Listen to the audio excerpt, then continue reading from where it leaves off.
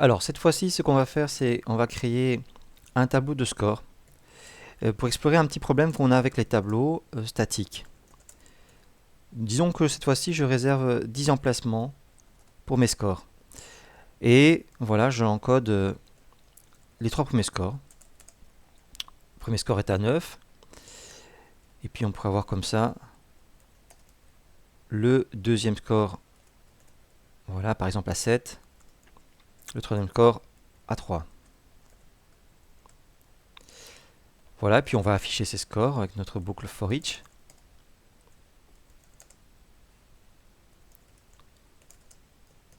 Score actuel parmi tous les scores. Ciseaux, on affiche system.println. Alors ça mouline un petit peu parce que ça... Il doit se réveiller, voilà, très bien.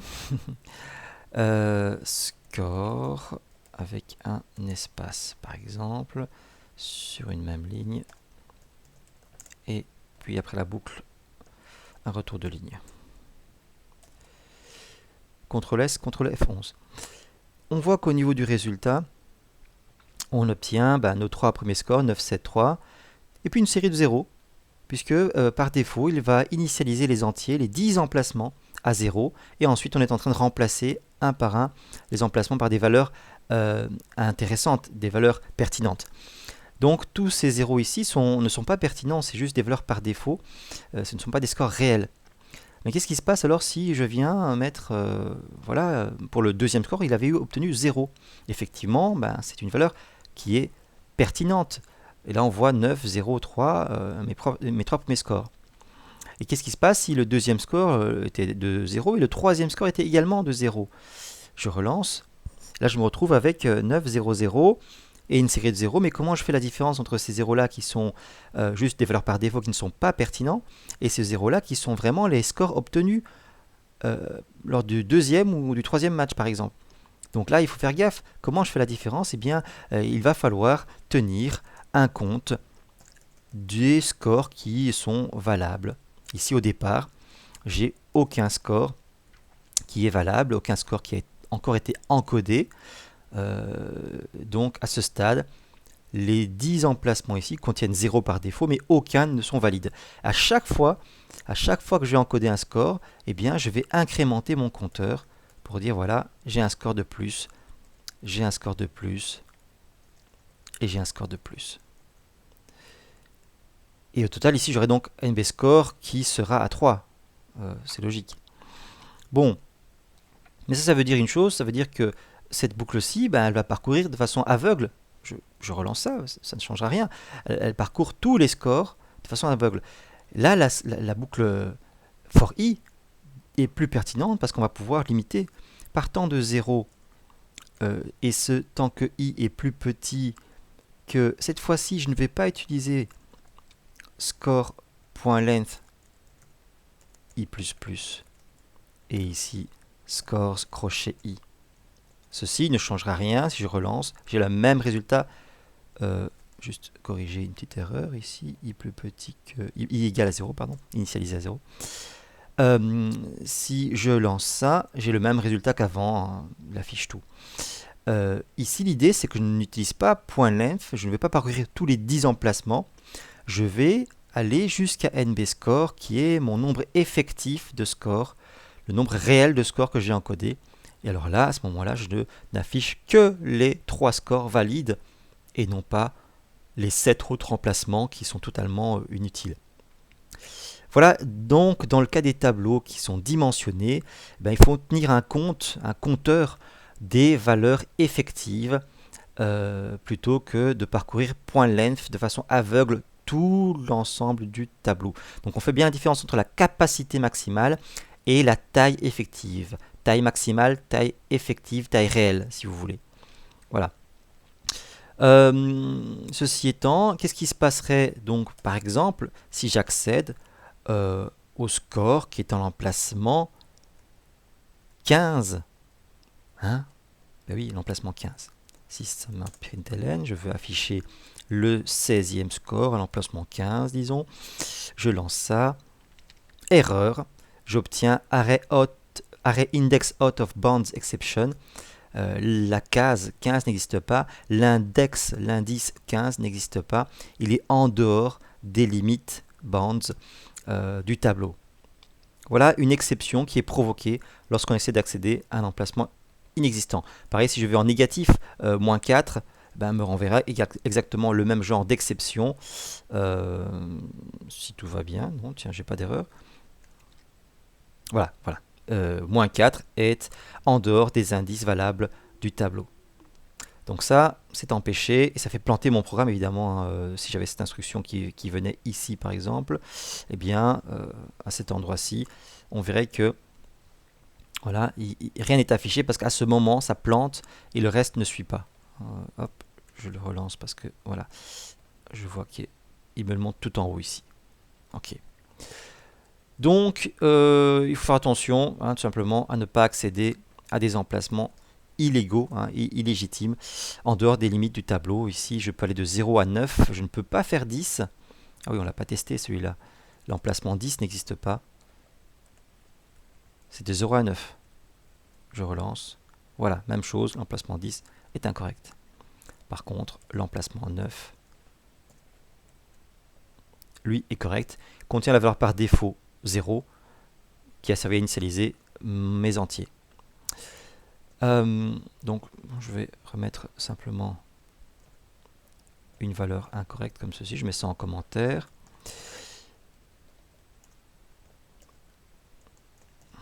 Index out of bounds exception. Et donc, on a des valeurs par défaut. Donc, si j'avais mis par exemple des doubles, ouais, comme ceci, un tableau de doubles,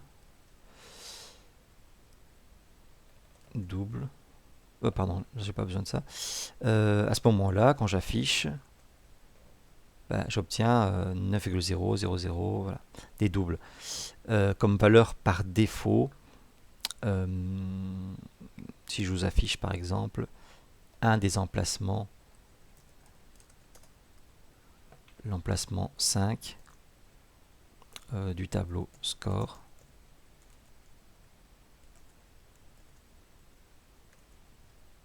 voilà, on voit bien qu'il met par défaut 0,0. Si j'avais eu des booléens,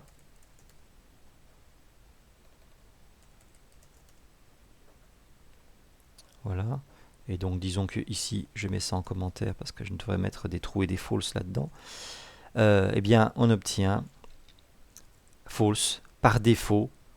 Il initialise tous les 10 emplacements à false, et on peut le voir.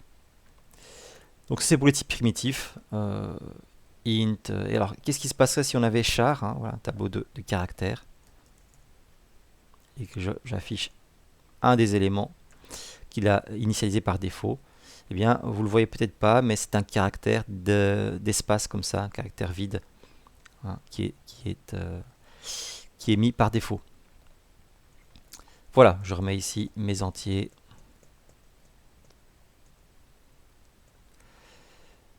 Ok, alors autre chose, c'est peut-être vous parler de la librairie de la classe Arrays qui permet de manipuler les tableaux. Cette classe propose donc toute une série de méthodes de manipulation telles que la recherche, les tris, le remplissage du tableau, également la transformation du tableau en un stream, on verra cette matière plus tard. Et donc on a par exemple ici la possibilité de convertir un tableau en liste dynamique. On reparlera de ça quand on verra les tableaux dynamiques. Toute une série de fonctions de recherche binaire. Voilà, cette fonction est surchargée, c'est la même binary search avec des paramètres différents. Donc elle permet de chercher chercher dans le tableau un élément en particulier. Donc si j'ai un tableau de long, hein, d'entiers longs, je peux chercher un élément parmi tous ces entiers du tableau qui est fourni en paramètres. Si ce sont donc des entiers, cet entier-là parmi tous ces entiers-là. Si ce sont des caractères, ce caractère-là parmi ce tableau de caractères-là. Il y a une autre version, je cherche ce caractère-là parmi tous ces caractères-là à partir de tel indice jusqu'à tel indice. Voilà, une fonction assez intéressante pour rechercher. Alors, on pourrait la tester ici. Hein. Donc, si j'ai donc mes membres là, ou dans lequel donc j'ai mis Bob, Bébête, Lambic, Sidonie et Jérôme. Je vais chercher Sidonie, ok, parmi les membres. Donc, bah, je peux peut-être travailler à ce niveau-ci alors. Ah non, ouais, je suis là. Donc, je fais members. Ah ben non, j'ai pas de méthode ici binary search. Donc là, s'il faut faire attention, ce qu'on fait simplement, c'est que on donne, on part de, ce sont des méthodes toutes statiques. Arrays.binary search. Donc c'est une recherche parmi des objets qui sont des chaînes de caractères. Voilà, et mon tableau, c'est donc members.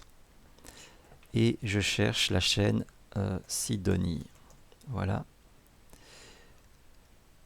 Et alors, je peux voir dans la documentation Javadoc que cette méthode prend en paramètre un tableau et en deuxième paramètre une valeur que l'on recherche. Elle renvoie l'indice de l'élément cherché, l'index of the search key. Ok, on va voir un peu ce que c'est. Donc ici, on a int index. Hop. Alors toujours un petit peu des petits blocages de mon environnement. Voilà.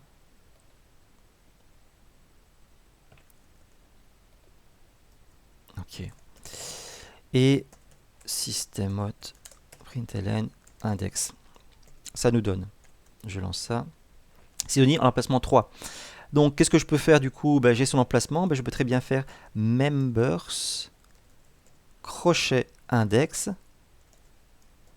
Et là, je retrouve Sidonie effectivement. Donc la méthode binary search me renvoie la position à laquelle il a trouvé l'élément recherché. Et avec cette position, je peux de nouveau repartir dans le tableau pour retrouver cet élément. Enfin bon, ça je savais déjà que c'était Sidonie. Mais ce que je veux, c'est savoir à quel emplacement elle est. Qu'est-ce qui se passe si on avait plusieurs Sidonies? Donc par exemple ici, si je mets Sidonie en deuxième position également. Donc là, elle est présente deux fois en 1, 2, 3, 4. En 1 et en 4. Ok. Donc mon code, je le lance. Je dois peut-être enlever maintenant ceci parce que ça ne m'intéresse plus. Je veux juste savoir à quelle position il le trouve. Vous vous en doutez, hein, la première position, la 4. La 4. Bien, parce qu'en fait, il fait une recherche binaire et donc il ne va pas forcément parcourir ce tableau du début à la fin dans ce sens-ci. Oui. Ok, je ne vais pas plus dans le détail par rapport à la recherche binaire. Voilà, tout ça pourrait faire l'objet vraiment d'un cours sur ces formats de recherche. Qu'est-ce qu'on a d'autre comme méthode là-dedans? Donc, copier un tableau et on aurait une nouvelle longueur si on veut donc copier tout le contenu d'un tableau dans un autre tableau qui serait plus grand par exemple. On pourrait donner la nouvelle longueur de la copie. On pourrait également copier uniquement une partie de tableau from to, de tel indice jusqu'à tel indice. Et donc on aurait un sous-tableau, une copie partielle, copy of range. Okay, copy of range. Et puis nous avons aussi des recherches d'égalité, deep equals, pour savoir si deux tableaux sont égaux, même s'ils contiennent des sous-tableaux, et vraiment une recherche d'égalité totale. Je passe ces fonctions deep, equals classique. Est-ce que ces deux tableaux de booléens sont égaux? Ces deux tableaux de caractères sont égaux, et ainsi de suite. Rappelons qu'on peut toujours comparer même des tableaux d'objets, des tableaux de personnes, des tableaux de voitures, pour savoir si chaque voiture est la même voiture que dans l'autre tableau, et ainsi de suite. On reviendra sur ça plus tard. Et fil, on peut remplir un tableau. Donc par exemple, ici, je pourrais avoir members. Comment je le remplis? Je fais arrays.fill. Je mets en paramètre le tableau members et après la valeur. Et je me retrouve avec maintenant dans members, il n'y a que Bob.